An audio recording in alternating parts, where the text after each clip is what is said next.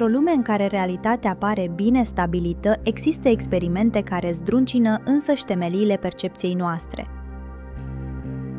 Una dintre cele mai tulburătoare este cea a experimentului Philadelphia, un eveniment care, potrivit relatărilor, a demonstrat că barierele dintre lumi sunt mai fragile decât am fost învățați să credem. Dacă pentru unii totul nu este decât o farsă a unor minți prea înfierbântate, realitatea unor cazuri, multă vreme secrete, vezi proiectul Manhattan sau proiectul Habacuc, prin care se construia un portavion de gheață, nu a făcut decât să dea apa la moară celor care cred că bizara teleportare a vasului american din timpul celui de-al doilea război mondial este și acum o realitate bine ascunsă de autoritățile de la Washington.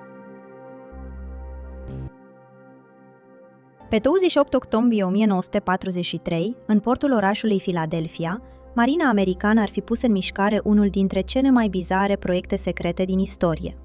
Oficial, era vorba despre testarea invizibilității radar pentru navele de război.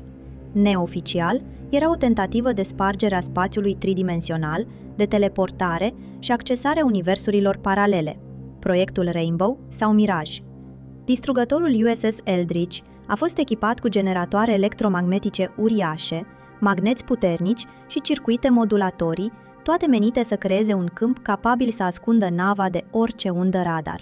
Dar experimentul a scăpat rapid de sub control. Cei care au asistat au relatat cum o ceață densă, verzuie, a învăluit nava, iar în doar câteva minute, USS Eldridge a dispărut complet din port, de pe radare și din câmpul vizual. Se presupune că în acele momente, nava a apărut brusc în baza navală din Norfolk, la peste 600 de kilometri departare, șocând martorii.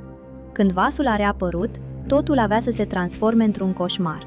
Membrii echipajului erau grav răniți, unii fuzionați în structura metalică a navei, alții manifestau simptome de nebunie sau dispariții spontane. Martorii susțin că supraviețuitorii dezvoltaseră abilități ciudate, precum traversarea materiei solide.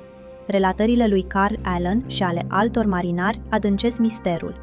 Ei vorbesc despre echipamente secrete montate pe Eldridge, despre câmpuri de forță atât de intense, încât deformau însăși țesătura realității. Se spune că s-au folosit generatoare magnetice de tip naval, cunoscute sub numele de demagnetizoare, aduse la frecvența de rezonanță, pentru a crea un imens câmp magnetic în jurul navei. Folosirea rezonanței magnetice este echivalentă cu dispariția temporară din dimensiunile noastre. De fapt, este echivalentul transferului materiei la un alt nivel sau dimensiune, posibilitatea de materializare sau dematerializare a corpului fizic. Se pare că tehnologia de invizibilitate a funcționat, deoarece, conform declarațiilor, nava a fost învăluită într-o ceață verzuie și apoi s-a făcut nevăzută. După 10 minute, celelalte crucișătoare din convoi au observat că USS Eldridge nu dispăruse numai de pe radare și din câmpul vizual, ci dispăruse fizic, cu totul din locul în care staționase. Carl Allen, care fusese detașat din convoiul USG-23 cu SS Andrew Furuset în portul Philadelphia, afirma că pe 28 octombrie, la ora 17:15, peste port s-a lăsat subit o ceață verzuie și că din neant a apărut USS Eldridge. Un argument în plus pentru sceptici îl reprezintă faptul că în nicio arhivă a armatei, a guvernului sau a serviciilor secrete americane nu există măcar cea mai mică mențiune despre experiment sau despre vreun incident deosebit în care să fi fost implicat USS Eldridge, în timp ce alte incidente, Roswell de exemplu, sunt consemnate în dosarele US Army sau CIA. În ciuda acestor mărturii, Pentagonul și Marina americană au negat mereu orice implicare, invocând lipsa de documente și mărturii oficiale.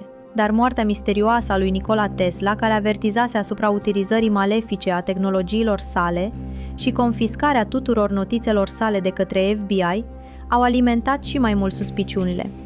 El se retrăsese oficial din proiect înainte de presupusul experiment, susținând că descoperirile sale vor fi folosite în detrimentul umanității și nu în folosul acesteia.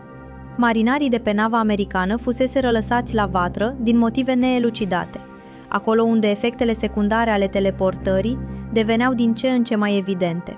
Sunt relatate în scrisori cazul unui supraviețuitor al experimentului care, aflându-se la masă împreună cu familia, s-a ridicat brusc, și-a luat pălăria și a ieșit prin perete, fără ca cineva să-i mai dea de urmă vreodată. Un alt caz menționat era cel al unui alt membru al echipajului care, în timpul unui conflict iscat într-un local public, dispărea fără urmă în timp ce lovea mai mulți oponenți. Este experimentul Philadelphia o farsă complexă sau asistăm la una dintre cele mai mari mușamalizări din istoria umanității? În 1983, sub numele de cod Phoenix, se spune că experimentele au fost reluate cu rezultate și mai spectaculoase. Deschiderea controlată de portale interdimensionale și manipularea materiei la scară militară. Și totuși, întrebarea rămâne: cât de pregătiți suntem să acceptăm că realitatea noastră este doar o fațadă fragilă, dincolo de care există lumi stranii, interzise, gata să fie explorate?